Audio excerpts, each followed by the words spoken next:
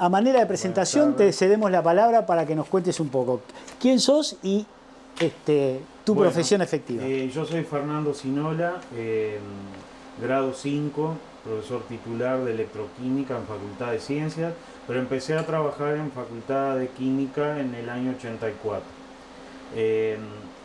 Antes de empezar a trabajar en ciencia, mi área industrial fue bastante variada porque empecé en Laboratorio Gautier unos pocos meses, después en Corpasa, una casa que se dedicaba a las bolsas, y después que quizás el campo más electroquímico fue en Impresora Colombina, donde hicimos una cantidad de trabajos con hueco grabado, que era depósitos metálicos, algo en Monagas, atrás del Teatro Solís, que se hacen depósitos de metales nobles, y ahí lo que quería hacer era una carrera de químico industrial. Debido a que me di cuenta de toda la potencialidad que podía aportar la ciencia para resolver problemas de una manera científica, no de una manera de receta, de cocina, es que me empecé a dedicar a la química académica. Existía ese título de químico académico y bueno, en base a todo eso fui armando mi currículum, ¿tá? El currículum es bastante variado, pero en el año 89 es cuando empiezo a concretar mis estudios en celdas de combustible, sobre todo en el tema hidrógeno y oxígeno.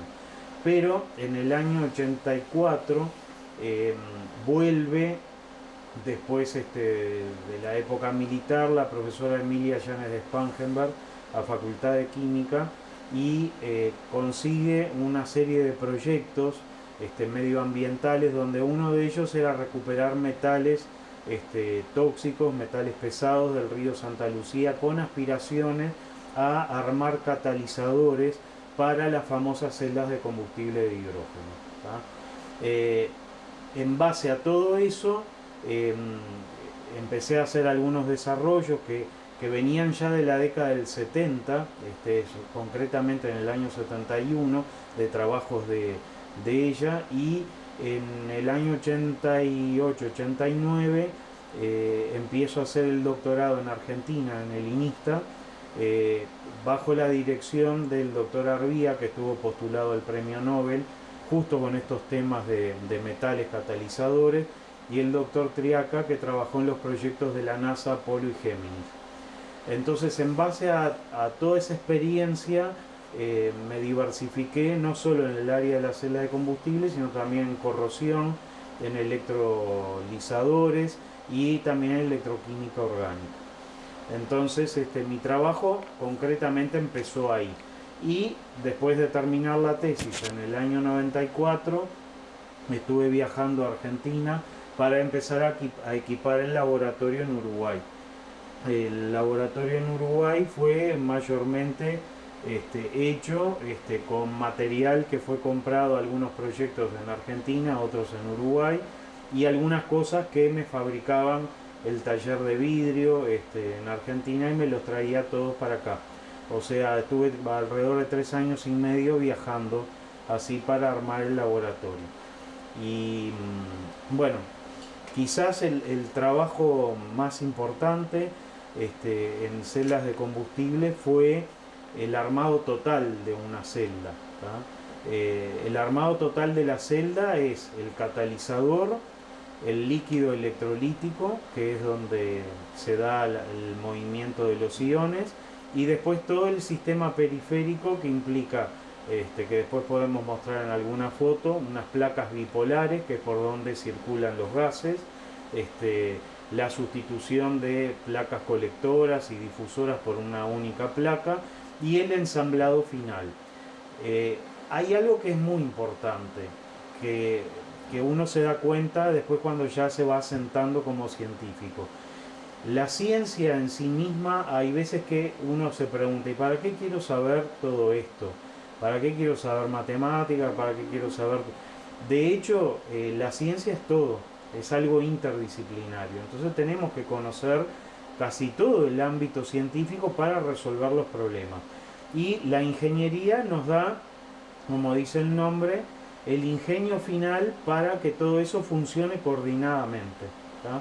Entonces, quizás la materia que me dio más trascendencia en todo el mundo fue lo que se llama ingeniería electroquímica, que la dicté por primera vez en Olavarría en el año 91, para ingenieros metalúrgicos, ingenieros químicos, ingenieros mecánicos, eléctricos, donde el diseño de la celda ya va por fuera de todos los cánones de la ingeniería química común. No se puede hacer acá un escalado dinámico aumentando los tamaños y separando los electrodos. Si queremos más potencia tenemos que poner más electrodos, pero esa separación que se hace en ingeniería química, aumentar los volúmenes, nosotros acá no lo podemos hacer. Acá lo que tenemos que hacer son cosas diferentes, y entonces el ámbito del estudio, esa parte se llama ingeniería electroquímica. Claro, yo imagino que la necesidad de acelerar los procesos de búsqueda de formas alternativas de energía tiene que ver con la finitud y la contaminación, Claro. es decir, que nos obliga a buscar otras formas alternativas de energía. Bueno, la energía eólica, la solar, biomasa, y ahora hidrógeno. como vedette de este tiempo, a veces el hidrógeno, Sí, que como gran tema. Claro, el hidrógeno realmente en su momento tuvimos algún apoyo político de Fernández Huidobro, que entendió perfectamente lo que estábamos haciendo y se dio cuenta enseguida al entrar cuál era la celda de combustible, cuál era, fue quizás el que más ayudó a que todo esto en su momento tuviera visibilidad, pero no tuvo eco porque económicamente los números no cierran. El tipo de energía con el hidrógeno es la única limpia porque el producto es agua, es vapor de agua, pero tenemos que tener cuidado porque un exceso de uso de hidrógeno, ¿tá? Porque siempre se va a querer más energía, ese exceso de vapor de agua contribuye a efecto invernadero. Claro. Y el hidrógeno en sí mismo contribuye a efecto invernadero indirecto a través de una serie de cadenas de reacciones. Entonces, no todo lo que parece que brilla es oro. El hidrógeno bien llevado sí es bueno. El uso centralizado del hidrógeno, o sea, un gran productor de gigawatt para producir toneladas y millones de toneladas de hidrógeno, nunca fue concebido de esa manera, nunca. Lo que está planteándose ahora es un negocio realmente para vender, fabricar hidrógeno para venderlo. Y ahí se han empezado a encontrar con una serie de contratiempos, ¿verdad? El primero es cómo almacenar ese hidrógeno y cómo transportarlo hacia la zona que está siendo demandada, que es en Europa, ¿tá? Están poniendo varias posibles soluciones, que como el hidrógeno es muy volátil, la compresión tiene un alcance de una presión determinada, no se puede comprimir indefinidamente, el licuado del hidrógeno es caro y en las zonas como las nuestras no es la mejor solución. Entonces una de las soluciones que han visto es transformarlo en amoníaco, otras es en transformarlo en metanol, y así hay otra serie de propuestas. Ninguna de ellas la considero como adecuada. Sí hemos estudiado en su momento un sustituto del hidrógeno que fue el metanol. Nosotros trabajamos mucho hace 20 años en lo que llamábamos celdas directas de metanol. ¿Por qué metanol? Porque bueno, muchos de los derivados del petróleo, del gas, de la biomasa las podés transformar fácilmente a metanol. Y ese metanol se usa también en las celdas de combustible y no precisás ahí hidrógeno. Pero el problema es que se formaría anhídrido carbónico, que sí estaríamos de alguna manera haciendo lo mismo que en un combustible fósil. Y el problema principal que yo veo, y es el error que están cometiendo, que es el uso de agua dulce y de agua subterránea. ¿Por qué? Hay varias tecnologías para fabricar hidrógeno mediante electrolizadores. La más limpia de todas ellas es la que se llama electrolito polimérico, que después vamos a mostrar alguna foto. La membrana de Nafion es una membrana que solamente intercambia protones, ¿sí? H+ es el hidrógeno. De un lado vamos a tener hidrógeno molecular, del otro lado oxígeno, y todo es en un recinto del tamaño de una hoja de papel. Pero ahí se precisa agua de primerísima calidad. Hay otras tecnologías como la alcalina, que es más vieja que esta de electrolito polimérico, donde se usan electrodos de níquel que no requieren esa membrana de Nafion. Esa membrana está patentada por DuPont, por lo tanto tiene su costo. Ahora la patente está abierta, pero bueno, DuPont ahora ya vio la manera de volver a patentarla con otras mejoras. DuPont tiene mucha tecnología en membranas, en nylon, rayón, teflón, todo eso viene de esa empresa. La tecnología alcalina no la requiere, por suerte. Entonces se usa hidróxido de potasio concentrado entre 8 molar y 12 molar y desprendemos hidrógeno de un lado y oxígeno del otro. Pero hay otra alternativa que nosotros la estudiamos paralelamente mientras yo estaba haciendo la tesis en el INISTA, en La Plata, en Argentina, que fue una propuesta de YPF, una de las petroquímicas más grandes, que en realidad era para fabricar hidrógeno gris o azul. Se llama hidrógeno gris o azul el que se hace un reformado del gas o del metano con vapor de agua, y ahí se produce hidrógeno y anhídrido carbónico.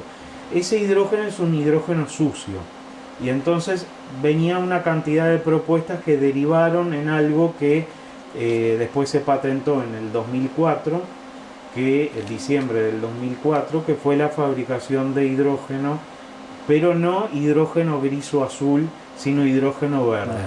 Entonces lo que hacíamos era tomar agua de Punta Lara, que era el puerto más cercano que había, y mediante electrodos especiales, son aleaciones triples que evitan que la sal corroa los electrodos, y también con esos electrodos evitamos el desprendimiento de cloro, ¿tá? Porque si no estaríamos como desalinizando la bahía o el puerto. O sea que las investigaciones sobre hidrógeno verde comienzan o se desarrollan más con agua salada antes que con agua dulce. Sí, claro. Porque era como una necesidad lateral. YPF tiene 225 patentes en estos momentos. Después eso cayó en desuso porque nadie tenía mucho interés en el hidrógeno electrolítico, porque es muy caro hasta el día de hoy. En esa época era como 300 veces más caro que el hidrógeno gris o el hidrógeno azul. Entonces en esa época ni se llamaba, no se le daba una categorización de colores. El hidrógeno verde es aquel que se fabrica por electrólisis, ¿sí? Pero con energía eólica, energía solar o fotovoltaica o biomasa, ¿tá? Pero también maremotriz. Entonces, ¿qué problema hay con el uso del agua dulce? El agua dulce, si bien se están proponiendo varias cosas, el río Uruguay, el río Negro, y se dice que los millones de litros que están circulando no hay ningún problema porque hay empresas ganaderas y arroceras y de chacinados que usan muchísimo más. Sí, usan muchísimo más, pero el río Uruguay ya está contaminado, ¿tá?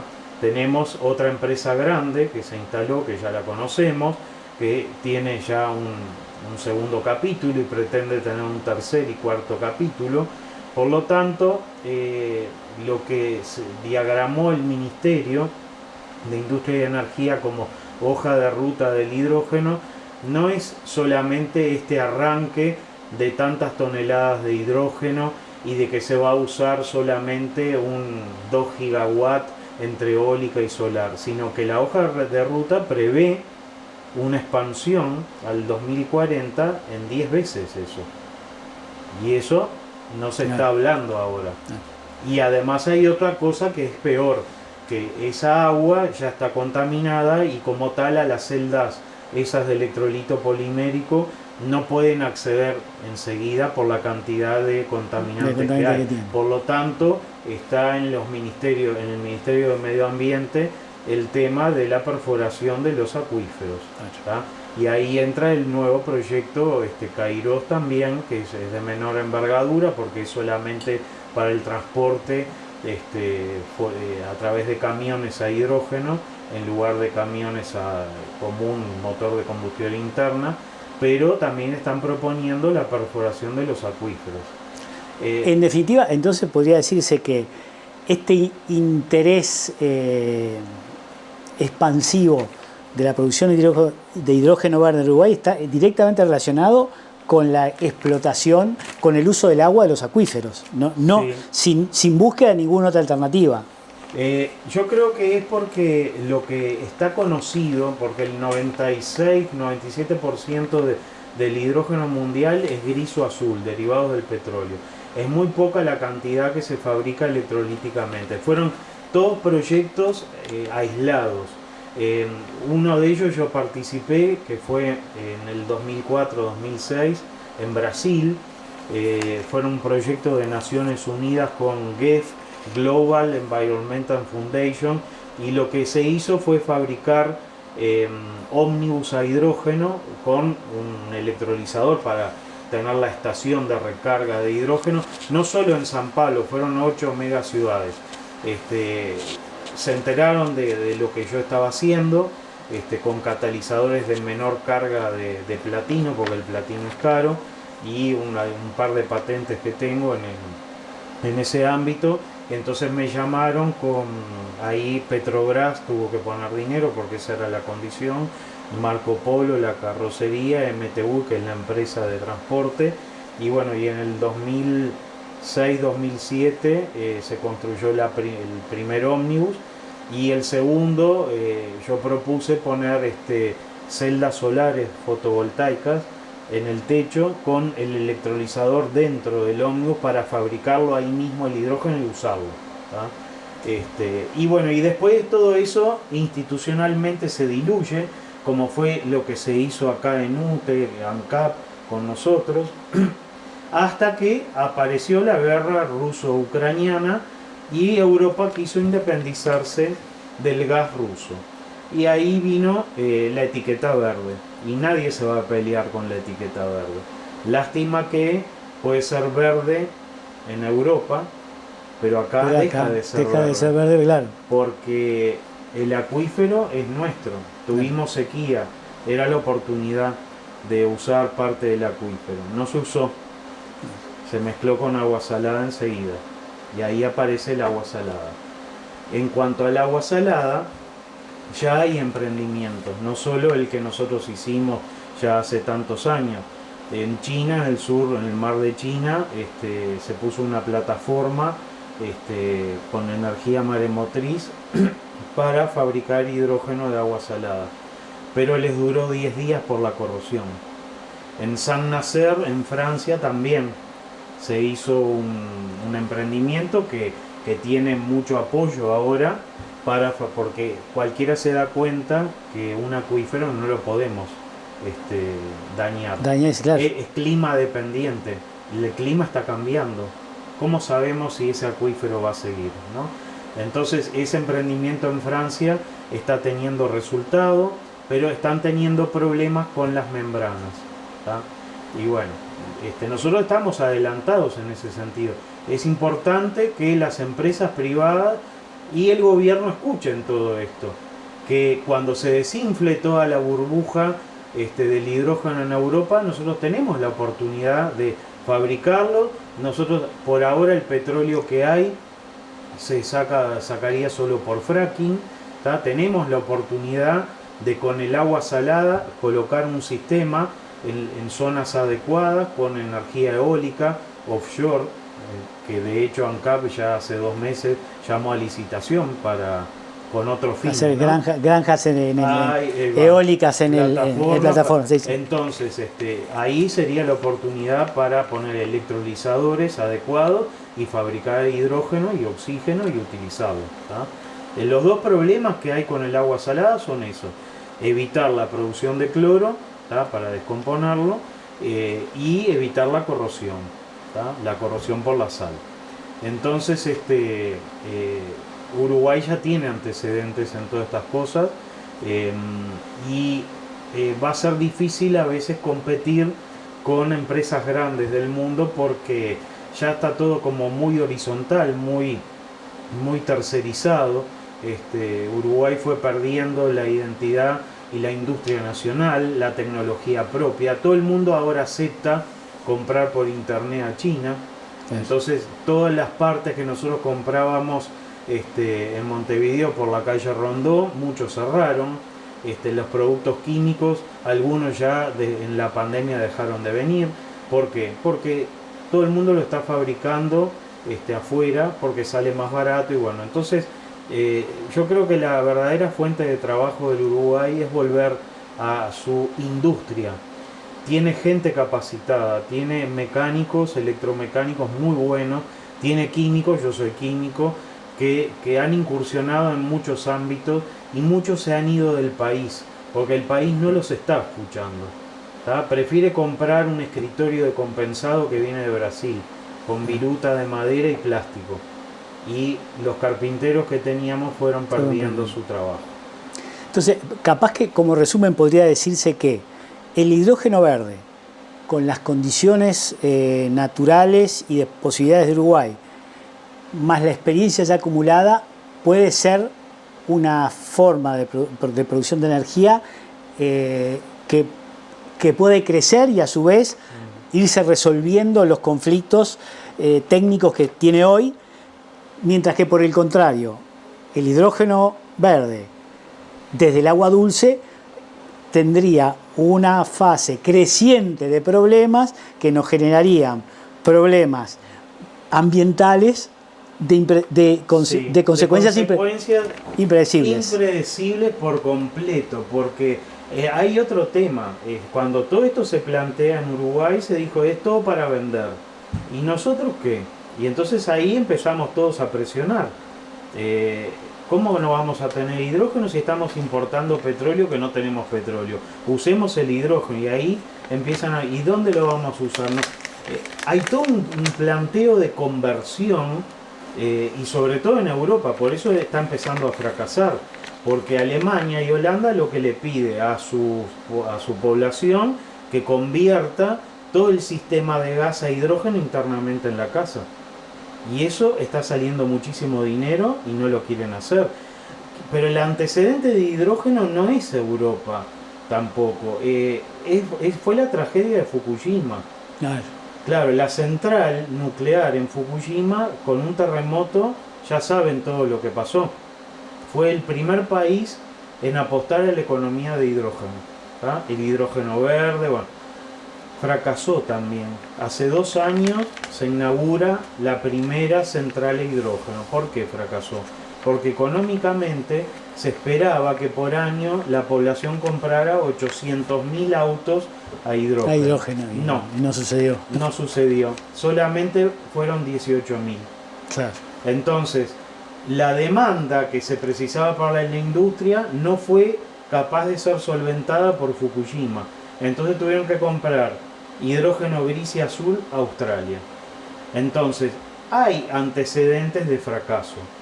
Y el tema que hay más en Europa, que es el que yo considero que realmente es así, porque por un lado Holanda y España firmaron, esto fue hace 2 años y pico, en marzo el rey de Holanda con el rey de España firmó un convenio para fabricar hidrógeno solar en Andalucía, el norte de Marruecos, y del puerto de Algeciras al puerto de Rotterdam llevar el hidrógeno.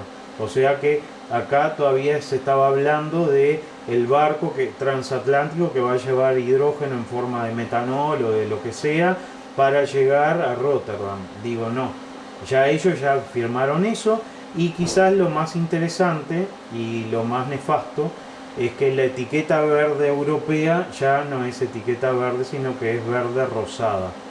El hidrógeno rosado es el hidrógeno de energía nuclear, que es el único económicamente redituable. Los números ahí cierran. Pero ¿qué problema tenemos? La contaminación por energía nuclear. Francia y Austria son los únicos países que todavía tienen energía nuclear.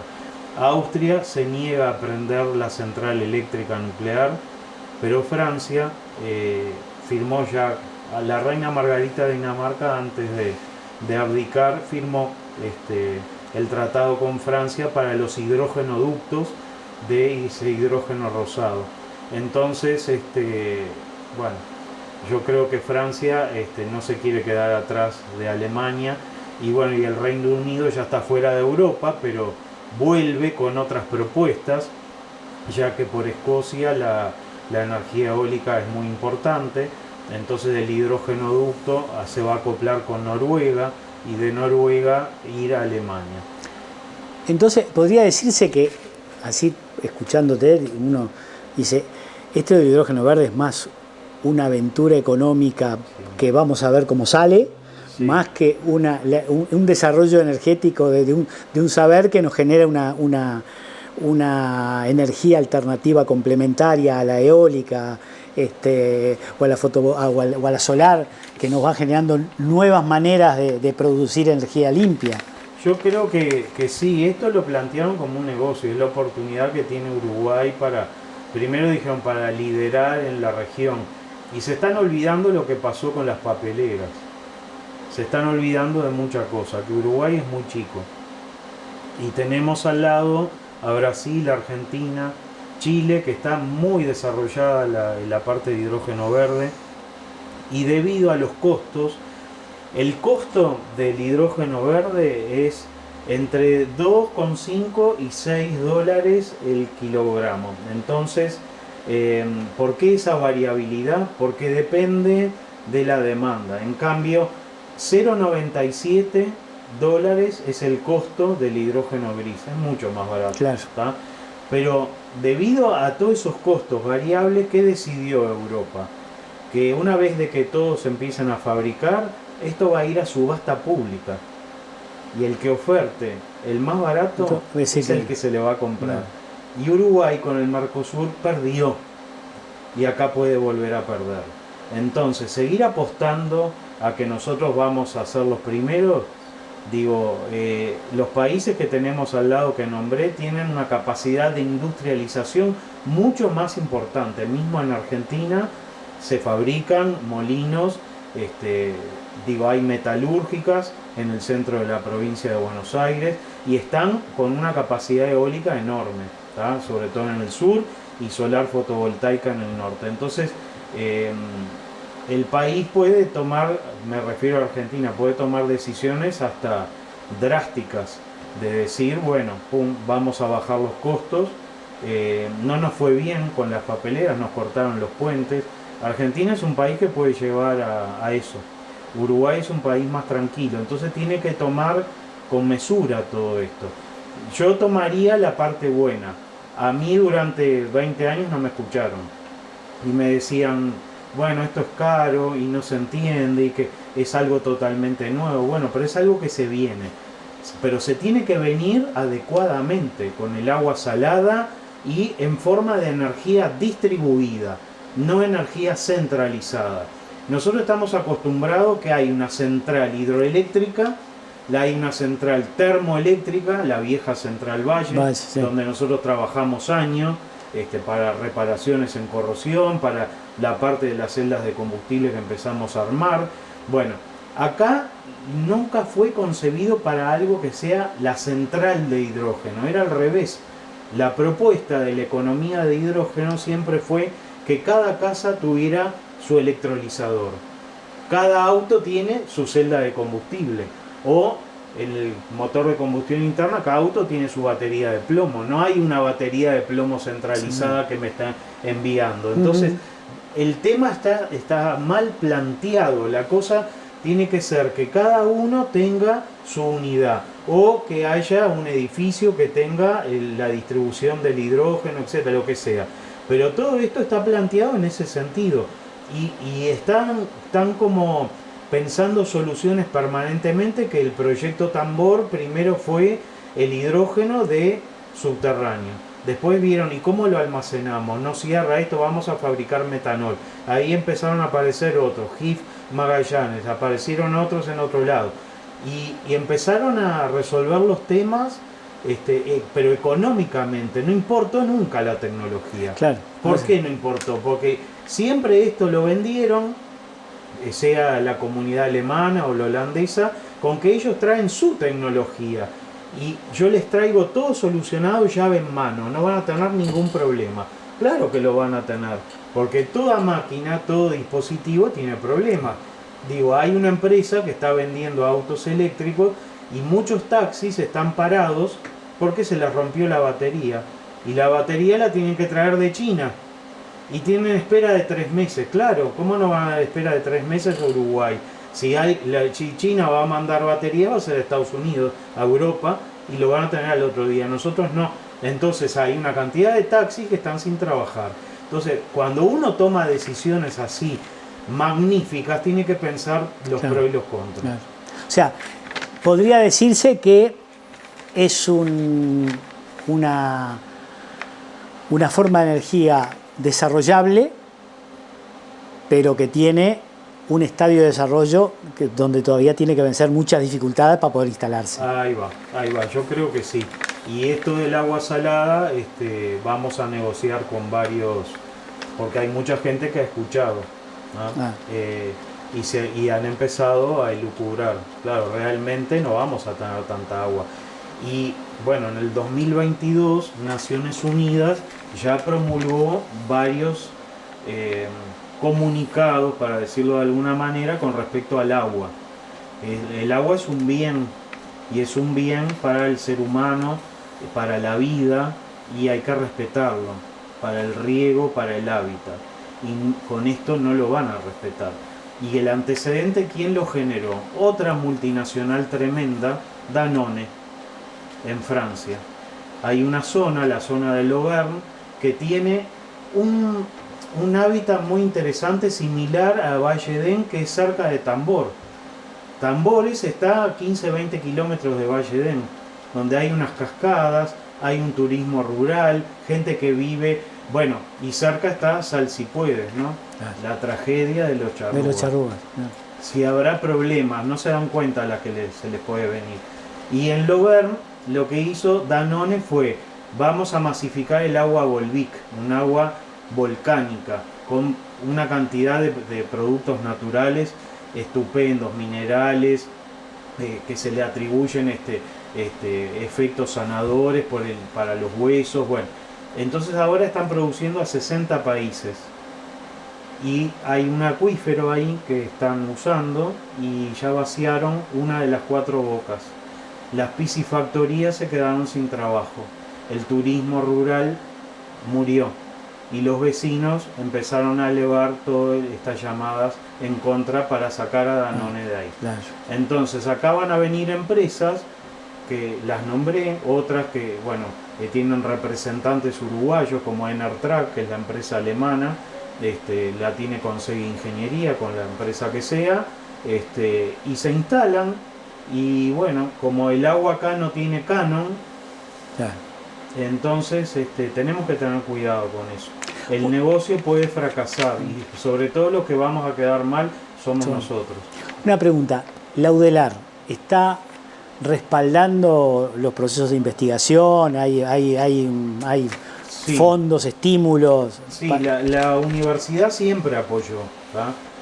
Siempre apoyó, pero son muchos temas que hay. Entonces, cuando fue el tema de la pandemia, se puso mucho énfasis en las vacunas.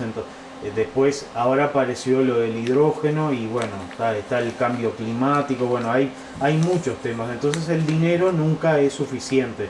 Yo el dinero que he conseguido fue a través no tanto ni de UTE ni de ANCAP, porque tampoco creyeron mucho en esto, porque económicamente los números no dan, y es más, la generación de ellos, de un lado era hidroeléctrica o también termoeléctrica, y el otro lado es una refinería que importa el petróleo. No fueron nunca banderas de la institución. Sí, ANCAP una vez nos llamó en el 2014-15 porque estaban interesados durante esa gestión para, me pidieron que explicara todo lo que a mí me parecía que había que hacer, y era crear una unidad dentro que estudie hidrógeno.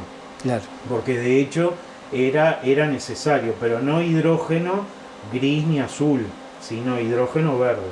Pero claro, ellos decían, sí, pero la parte eólica y solar todavía no tenemos tanto, y claro, pero como vinieron todas estas propuestas del exterior, se vio una posibilidad de generar trabajo para la gente, ¿no? Viene por ese lado. Pero Uruguay ya tiene antecedentes, entonces, y se les está ofreciendo un antecedente que es más que importante, es de agua salada.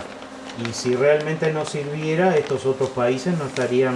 Es más, la Universidad de Stanford publicó un catalizador a base de hierro y níquel que ellos dicen que está soportando la corrosión para fabricar hidrógeno. No va por ese lado, lo digo yo. No voy a decirlo porque está patentado, sí, claro. Pero hay algo que sí que me parece que vale la pena decir, que hay antecedentes. En Uruguay no tenemos mucha transferencia tecnológica. Algunos han logrado la transferencia tecnológica en el exterior, ¿sí? En la industria láctea. A veces la industria local no cree en innovaciones y las han tenido que hacer en otros países. Y quizás el antecedente que quiero nombrar es el del profesor Domingo Giribaldo, porque Giribaldo nació en Pando, él estudió anatomía, fisiología, pero también química farmacéutica. En esa época no existía la facultad de química, y lo que había era el Instituto de Química de la Facultad de Medicina.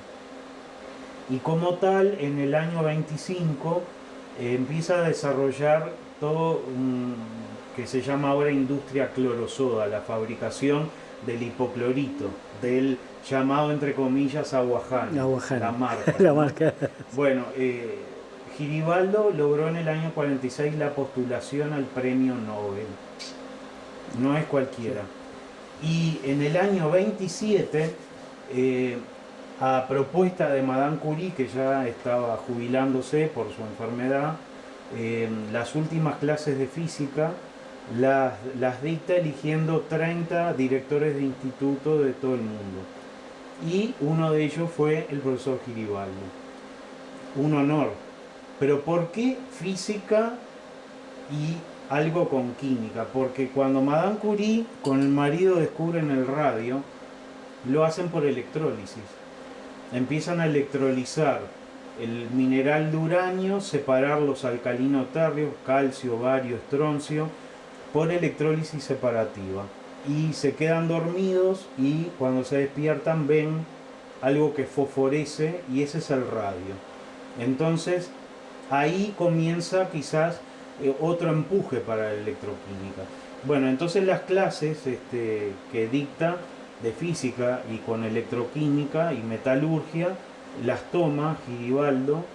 Después se va a trabajar con Walter Nernst en Alemania, y después al Instituto Fischer en Berlín, donde ahí desarrolla la primera celda clorosoda de membranas, sacando al mercurio, que es tóxico.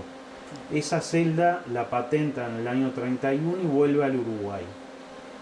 Y en condiciones caseras empieza a desarrollar toda esa industria que sigue hasta el día de hoy. Electrón, electroquímica, INUR, todos son derivados de esa industria clorosoda de Giribaldo.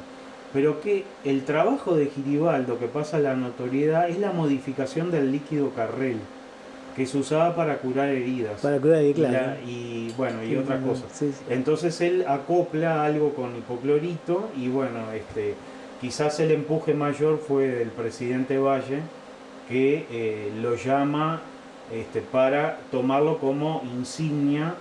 Creo que le llaman la poción montevideana, el líquido montevideano, y a partir de todo lo que desarrolla viene su postulación al premio Nobel.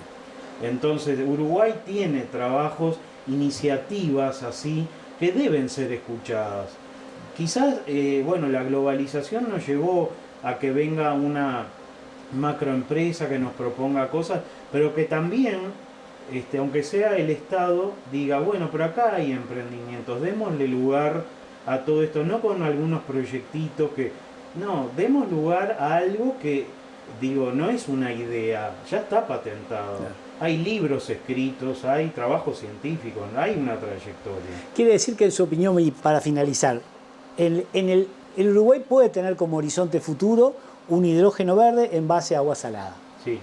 Perfecto. Yo creo que eso, es decir, nos cierra la nota, pero además abre una perspectiva posible. Esperemos que sí. Bueno, digo, es decir, hay un camino hecho, hay antecedentes científicos que lo avalan y además una perspectiva que me parece que contempla el cuidado ambiental que por estos días es indispensable. Claro.